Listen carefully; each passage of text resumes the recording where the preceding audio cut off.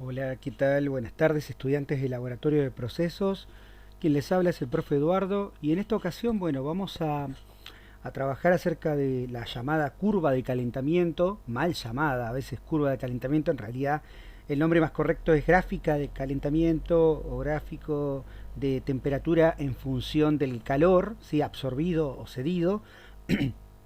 Pero bueno, en los libros incluso lo van a encontrar como curva de calentamiento, ¿sí? En los PDF también se van a encontrar como curva de calentamiento y sin embargo el nombre más correcto es gráfica porque no siempre nos da una función de tipo lineal proporcional, ¿sí? Quiere decir que a veces pueden dar curvas, a veces pueden dar rectas, a veces rectas con tramos obviamente que están sobre el eje horizontal de manera constante y bueno, ese tipo de cosas. Bueno, sin más preámbulo, vamos a analizar un poco el tema y seguramente el profesor y yo subiremos algún material adicional de lectura y también alguna guía de ejercicios.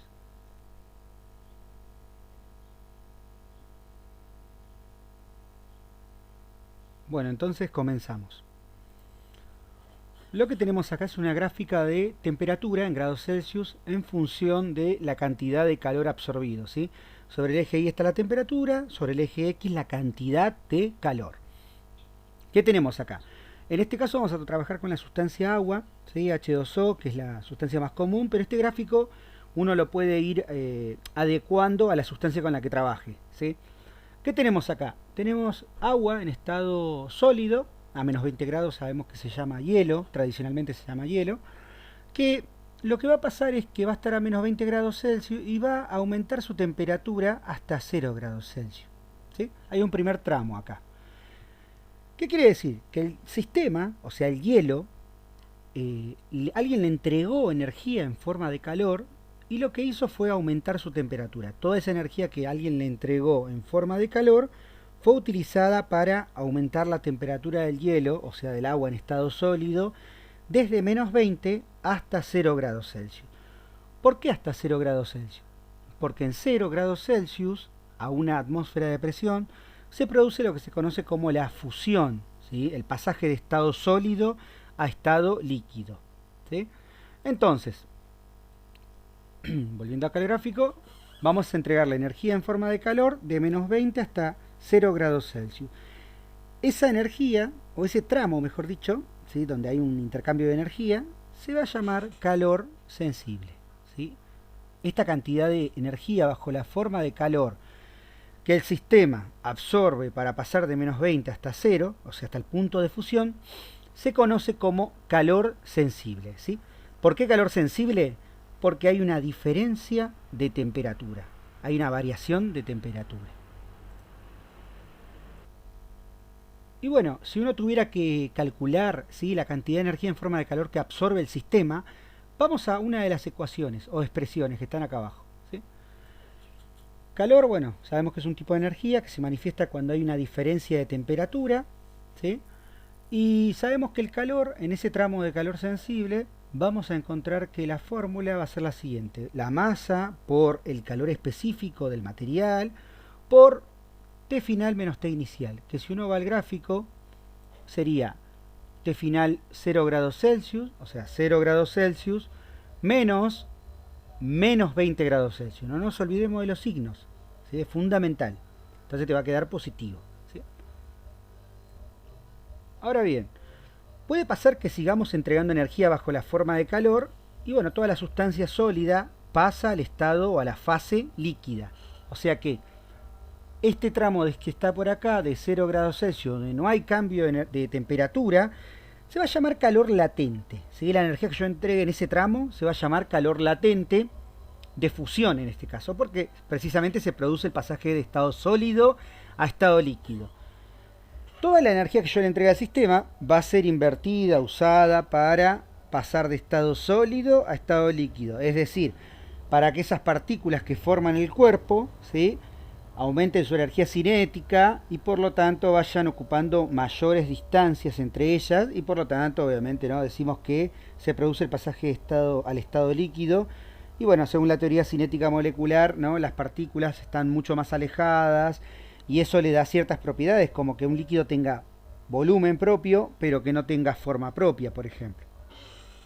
Muy bien. Ahora bien, puede pasar que uno le siga entregando energía en forma de calor y el agua que ahora está en estado líquido aumente su temperatura, ¿sí? Porque toda la energía que yo le entrego ahora al líquido va a ser usada para aumentar su temperatura desde 0 grados Celsius, ¿sí? Hasta 100 grados Celsius.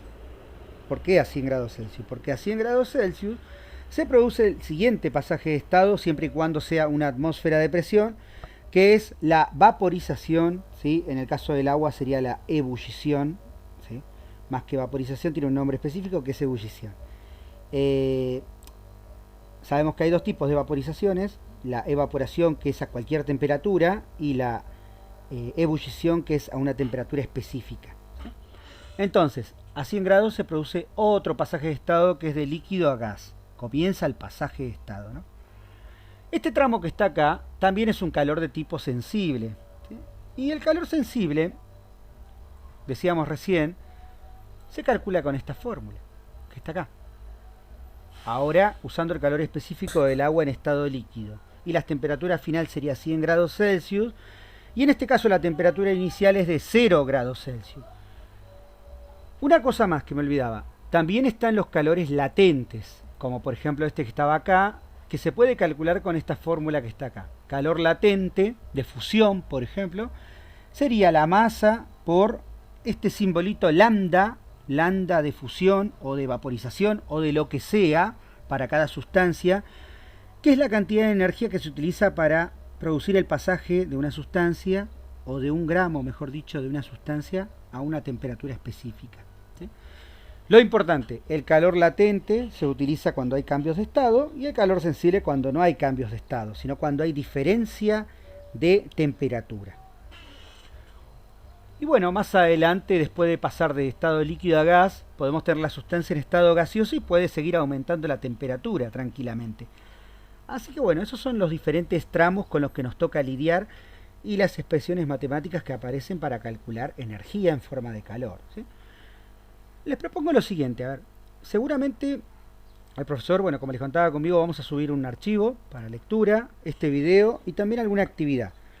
Si yo tuviera, por ejemplo, que calcular, les propongo esto, la energía invertida para llegar a este punto, a 100 grados Celsius, teniendo un cubito de hielo que está a menos 20 grados Celsius. ¿Cómo haría para calcular la cantidad de energía total usada? Bueno, tendría que sumar los tramos. Sumar este tramo de acá, más este tramo de acá, más este tramo de acá, más este tramo de acá, ¿sí? Sumando todos esos tramos, yo tendría la cantidad de energía total suministrada al sistema, el cubito de hielo, para llegar hasta la temperatura de 100 grados Celsius. Si tuviera que hacer a 120 grados Celsius, bueno, entonces tendría que sumar este tramo, este también, y la diferencia entre 120 y 100 grados Celsius, ¿sí?